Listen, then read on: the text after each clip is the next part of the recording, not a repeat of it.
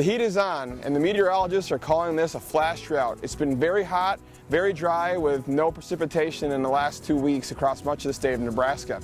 Our lawns are getting dry, and so it's signaling us that we need to water. This is a perennial ryegrass plot. It's got a little bit of drought stress, and so I know, okay, it's dry, let's water. Let's try to get about an inch of water down if that soil allows. One thing to remember is that different irrigation heads put out different amounts of water at certain times. A pop-up head is going to put out a lot of water at once, and so it may not infiltrate into that soil quickly. A rotor head, although it puts out more water, it's over a bigger area, and so it's slower precipitation rate. So if we start to see water moving off of our lawn and landscape and then cross onto a sidewalk, think about shutting down those heads and having shorter run times. Another issue that we're battling this time of year with this heat and humidity is going to be diseases. And so some of the diseases that we're seeing right now are diseases like necrotic ring spot. And this is a root disease that actually happened when the grass was wet in the spring. And so we can't really do a whole lot for it now because those roots have been compromised.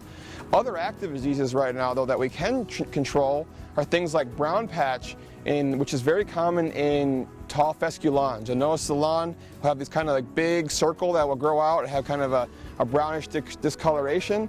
And it's generally favored by a lot of moisture and high nitrogen fertility.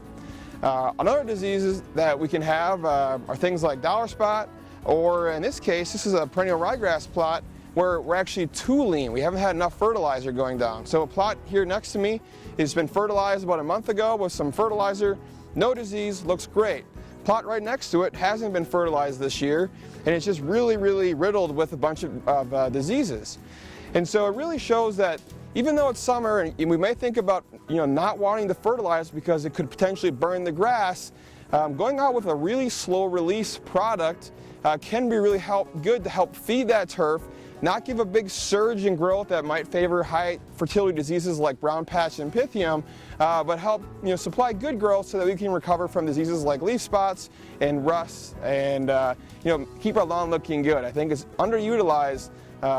Fertilizing in the summertime and our lawns look bad, that fertilizer helps to recover and handle that stress. So this year in this heat, let's think about watering when we see that grass is dry. Do it early in the morning. Make sure we have a nice slow release fertilizer put down this time of year. And if we have disease issues, like brown patch or summer patch, we can go out with an application to help to stunt that growth of that pathogen.